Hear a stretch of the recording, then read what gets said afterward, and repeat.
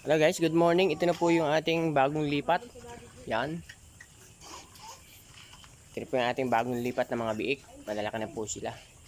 Bali, ito po yung order na hindi naman kinuha. Yung ikukuha na. Kaya ito, inalagaan na po natin. Kabababa ko lang po from winning pen. So yan. At hindi pa nga sila sanay. Dito pa lamang, ilagyan ko pa lamang ng ng pagkain.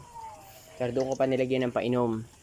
Sa ngayon ay hindi pa po ako nakakapaglagay ng nipple drinker dito, pero lalagyan ko po yan nipple drinker. Pansamantala nilagyan ko muna nito. Bibili pa ako dahil nagbagong taon ay walang mabilhan ng nipple drinker. So mahalaga masanay sila na dito sa lugar na ito iinom. At syempre yon, doon ko pinadudumi. Doon po sa may blue na yon. Alam nyo kung saan po yan basa, doon po yan dudumi. Kaya matuturuan po yan. Hindi po yan dudumi dito. Yan. Doon po yan dudumi talaga sa basa na yon. Alam niyo po kaya may blue na ganon. Kasi sila po ay sanay doon sa winning pen ay may isang blue na ganyan na doon po sila nadumi. Kaya nangyayari po diyan ay dinala ko po dito para at least maamoy nila yung kanilang dumi doon at masanay sila doon dumumi, hindi po dito. So yan po, nagiinuman na. Pero mamaya po ay bibili po ako ng bibili po ako ng nipple drinker. Yan, ganyan lang po sila. Ito po ang po ito ay 1 meter ang lalim, ang kapal ng ipa. So bali yan nga po pala ay hindi ko po kinakadamihan ng pakain nung nandoon dahil bibigat ng bibigat ay baka bumagsak yung winning pen, isa pa napakabigat. Yan, ngayon po ay pwede ko na po yan damihan. Yan. Pwede ko na pong damihan yan para po mas mabilis lumaki po itong ating mga baboy. Ito po ang lalaki, gaganda. Bali ito po ay tatatlo kung kayo po ay nakasubaybay doon sa aking mga ina-upload. May nagpatira po ng tatlo pero hindi naman po kinuha. Kaya ako na po nag-alaga. Kita nyo naman po, kapal. Ang kakapal. Yan. Bali ito po ay 60 days pa lang. Yan po, ang maganda. Pag nakita to na nagpatira ay sigurado magsisisi, hindi nila kinuha. So bali ito nga po pala ay open pa, pero babalutan ko po ng lambat ito. Yan, para sure na walang makakapasok na langaw at hindi malalapitan ng mga tao. Bali hindi ko po ito papalapitan sa mga tao. Siyempre ngayon po ay iba na. Madami na pong kumakalat na sakit ngayon. Kaya hindi ko po masyadong pagpapalapitan sa mga tao. Bali ang kagandahan po nito, ang advantage po ng ganitong babuyang walang amoy design, ito po ay optional sila. Kapag po sila ay binabanas, yan po kasi ay lalagyan ng tubig. Sa ngayon ay hindi ko pa lamang nalalagyan ng tubig dahil sila po ay medyo maliit pa. Gagawin ko, pansamantala babasa-basain ko pa lamang para kapag sila ay binabanas, sila po ay dyan. Kasi ngayon po ay taglamig pa sa gabi at may panahon, may araw na malamig pa kaya baka sila ubuhin. Hindi po pwedeng lagyan natin ng tubig agad. So dahan-dahan mag-a-adjust ang kanilang katawan kasi hindi pa po sila nakakayapak sa semento, puro plastic matting po doon.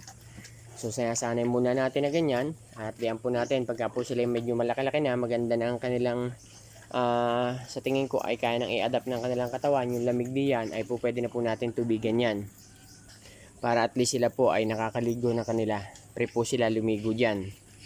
Tapos kapag po naman sila ay binabanas, pagka po sila ay nilalamig, sila po ay dito hihiga o kaya dito, yan, dito sa tuyo. Yan po ang rampa, yun po ang pakainan, ito po yung rampa, ito po yung beddings nila, at ito po yung wallowing pool o swimming pool kung tawagin. So yan po.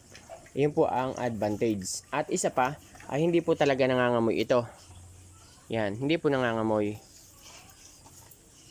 Siyempre, hindi naman po mawawala. Hindi, doon po sa mga peloso po talaga ay sasabihin na dumi ay wala namang dumi na hindi mabaho. Doon na po tayo, pero nagagawaan po natin ng paraan na hindi masyadong maamoy. Kumbaga, ilang porsyento lang. Katulad nito. Halimbawa sa 100%, magkakamoy lang siya ng 1 to 2%, ganon. 10 to 20%, ganon pala. Sa 1 to 10 ay magkakaamoy lang siya ng 1 to 2. So, ganun lamang po. Kaya, optional po ito. Nasa sa inyo na po yan. Ito naman po ay hindi ipinipilit. Pinapakita ko lamang po yung idea dahil ganito po yung ginagawa ko noon pa. Dahil malapit lamang po kami sa school. 30 meters lamang po ay school na. At ganito po noon pa ang ginagawa ko. At ngayon ay ito. Tandaan ulit tayong babalik sa ganito. Dahil noon nagkasakit ang baboy ay sinamsam lahat. Kaya ngayon po ay muli nating ibabangon po ang pagbababoy. Ingat lamang po talaga. So, ganun lamang po. At bibigyan ko po kayo ng update. Bibigyan ko po kayo ng update. Bali, ito nga po pala ay hindi ko pa napupurga. Bali, bibili pa ako ng pampurga. Doon po sa nagtatanong kung kailan po ako nagpupurga. Nagpupurga po ako kapag ka po ang baboy ay 37 days na. Yan. Tapos kapag ka po starter na, nagpupurga po ako. Tapos pag nag-ship ng grower, purga po uli ako. So yan, katatakaw na po niyan. Yan. So yun lamang po. Maraming salamat po. Sana po ay subaybayan niyo po ang ating pagpapalaki dito sa ating ito. Bibigyan ko po pala kayo ng disadvantage nito. So ang disadvantage po nito ay kumpara doon po sa semento ay kumbaga sa aking obserbasyon lang, mas mahina po lumaki kaysa sa doon sa purong tubig. Kasi dito po ay sila abala. Minsan ay nag-uud-ud lang sila kaysa sa kumain. Pero ang mahalaga dyan, tayo ay nakakapag-alaga po ng baboy. Pagka ikang ay better than nating kaysa sa wala kang alaga dahil mabaho at merereklamo ka, pwede kang mag-alaga dito. Kumbaga, kaya mong i-harvest ng 3.5 months, dito ay gagawin mong 4 months. Ganun lang naman po ang diferensya. Ganun, ay saan ka pa? Doon sa makakapag-alaga o hindi. So, ganun lang po yun. So yun lamang po. Maraming salamat po. Pero may everyone.